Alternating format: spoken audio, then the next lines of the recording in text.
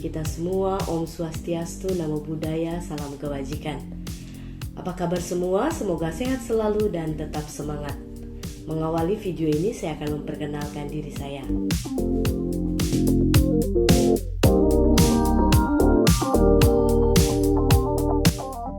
Jejaring kerja merupakan mata pelatihan ketiga dalam agenda kedua, yakni agenda kepemimpinan kinerja.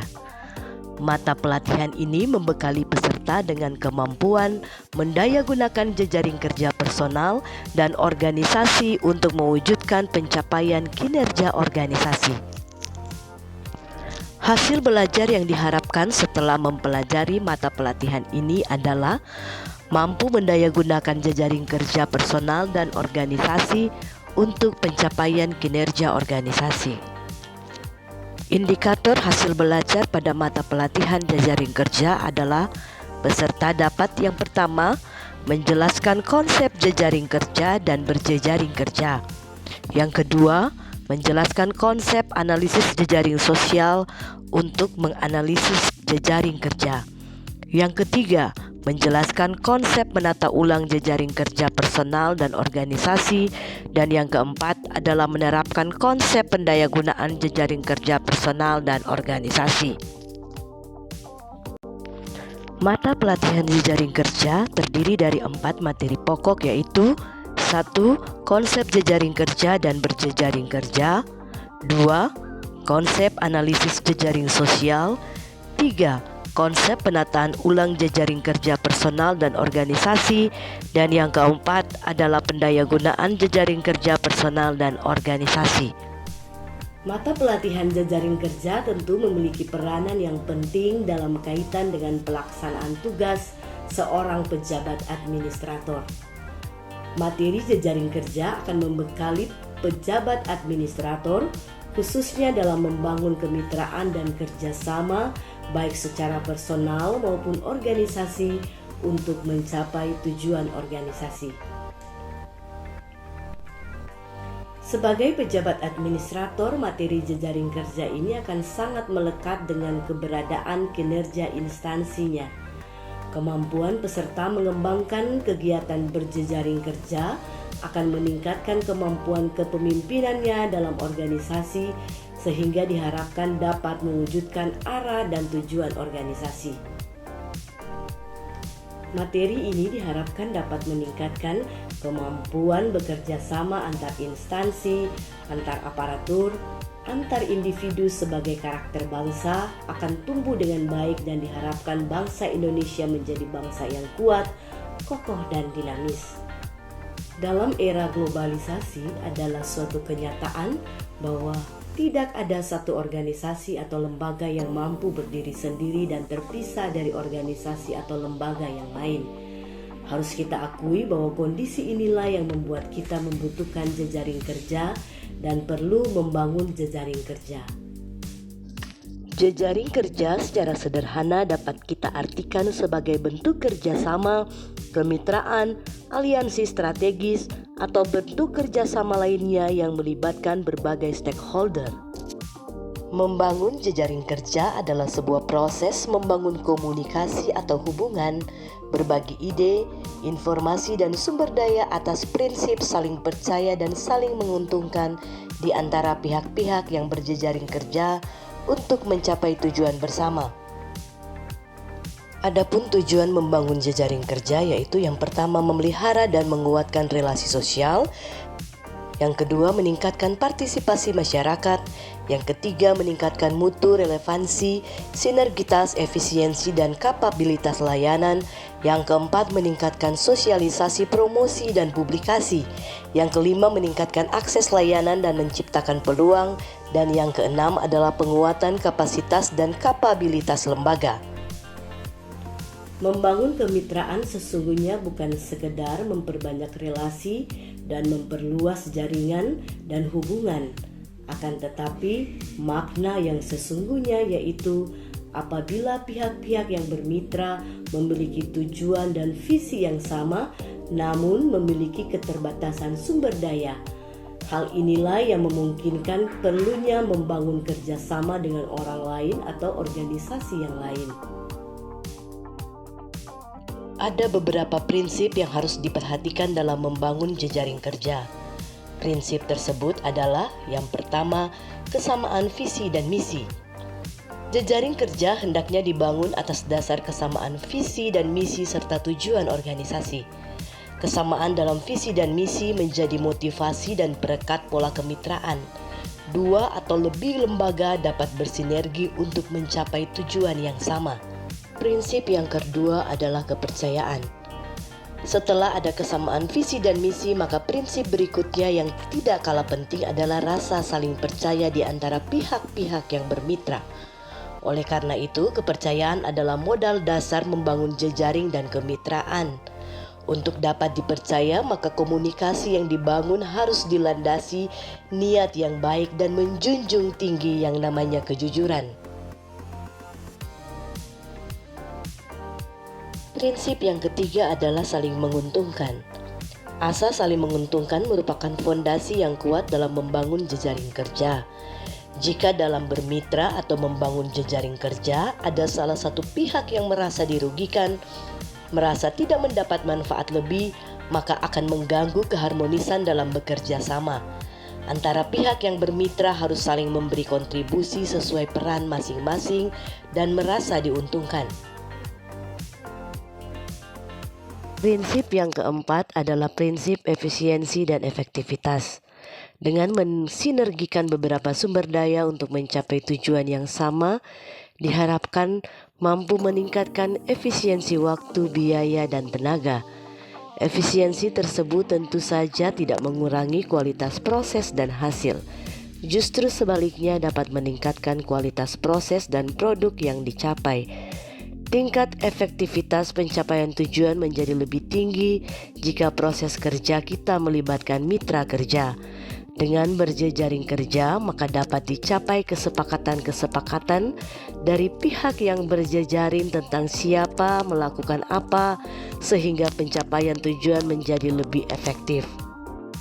Prinsip yang kelima adalah komunikasi timbal balik. Komunikasi timbal balik atas dasar saling menghargai satu sama lain merupakan fondamen dalam membangun kerjasama. Tanpa komunikasi timbal balik maka akan terjadi dominasi satu terhadap yang lainnya yang dapat merusak hubungan yang sudah dibangun. Prinsip yang terakhir adalah komitmen yang kuat. Jejaring kerjasama akan terbangun dengan kuat dan permanen jika ada komitmen satu sama lain terhadap kesepakatan-kesepakatan yang dibuat bersama. Dalam membangun jejaring kerja, sudah pasti semua pihak yang terlibat sama-sama diuntungkan dan tidak ada pihak yang dirugikan, serta semua pihak memiliki kedudukan yang sama. Artinya, dalam berjejaring kerja tidak ada yang merasa diri lebih utama dari pihak yang lainnya. Yang perlu kita pahami dan ingat bahwa tidak ada organisasi dan sistem kerja yang dibangun secara mandiri tanpa melibatkan pihak yang lain. Sehingga dalam pelaksanaan kerja suatu organisasi penting untuk membangun yang namanya jejaring kerja. Dalam membangun dan mengembangkan jejaring kerja, ego-ego sektoral harus kita hilangkan atau kita tanggalkan. Karena ketika ego sektoral masih muncul, maka tujuan bersama tidak akan tercapai. Pertanyaan yang muncul adalah, apa peranan jejaring kerja sehingga berdampak sangat besar bagi keberhasilan dan kesuksesan suatu organisasi atau lembaga? Jejaring kerja yang efektif dan produktif tentu akan memberikan manfaat dalam pencapaian tujuan organisasi. Sesuai dengan prinsip membangun jejaring kerja, maka tentu pihak-pihak yang berjejaring kerja akan saling berbagi informasi, berbagi sumber daya dan lainnya yang dibutuhkan dalam pencapaian tujuan organisasi. Hal seperti inilah yang akan memberikan kontribusi bagi semua pihak yang berjejaring kerja sehingga berdampak bagi keberhasilan suatu organisasi. Keberhasilan suatu organisasi sangat ditentukan oleh peran pemimpinnya, termasuk dalam hal ini pemimpin administrator. Demikian pula dengan keberhasilan berjejaring kerja, sangat dipengaruhi oleh peran seorang pemimpin administrator. Pemimpin administrator harus mampu membangun dan mengembangkan jejaring kerja yang sesuai dengan tujuan organisasinya.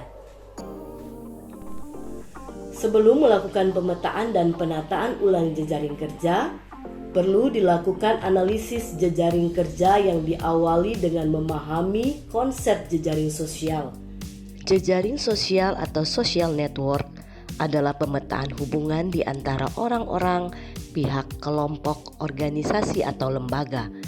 Dalam dunia birokrasi, jejaring sosial berfungsi sebagai hubungan bagi para pemangku kepentingan untuk bertukar informasi satu sama lain. Berdasarkan ide ini, teori kolaborasi dapat digambarkan sebagai analisis jaringan sosial pemerintahan. Banyak telah kita ketahui, bahkan sudah kita gunakan, misalnya Facebook, Instagram, Twitter, dan lain-lain. Atau bahkan kita pun turut terlibat dalam perkumpulan-perkumpulan yang bersifat informal, misalnya grup reuni, grup arisan, dan grup lainnya.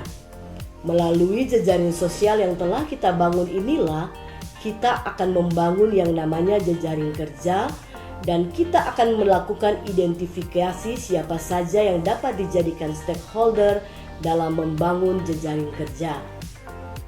Pemetaan dan pengukuran hubungan antar para aktor dalam suatu jejaring sosial atau jejaring kerja, baik berupa apa yang dipertukarkan maupun seberapa kuat hubungan tersebut dijalankan, dapat dilakukan dengan menggunakan konsep yang dinamakan analisis jejaring sosial.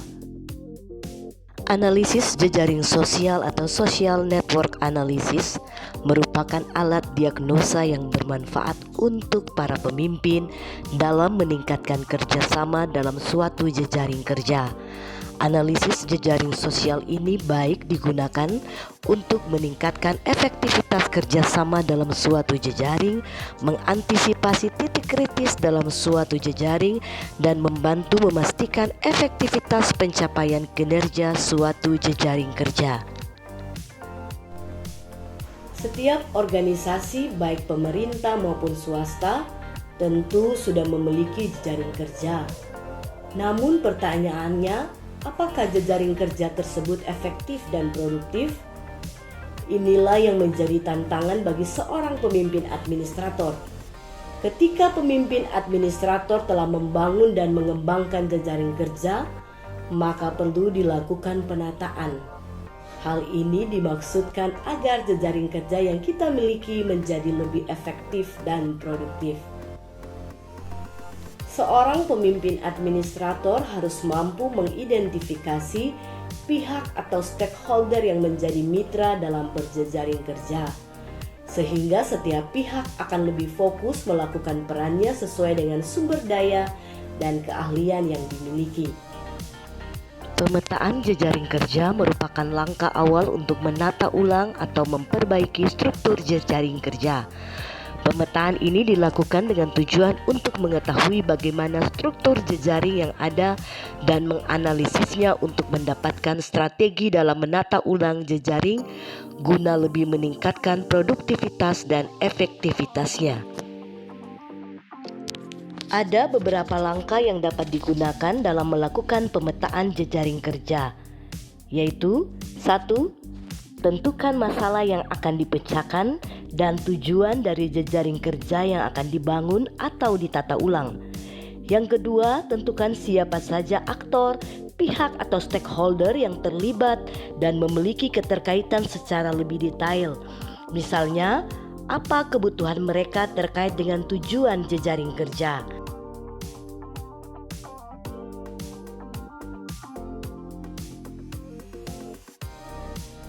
Yang ketiga, gambarkan hubungan yang ada antara para aktor dengan Anda dan dengan aktor atau stakeholder lain.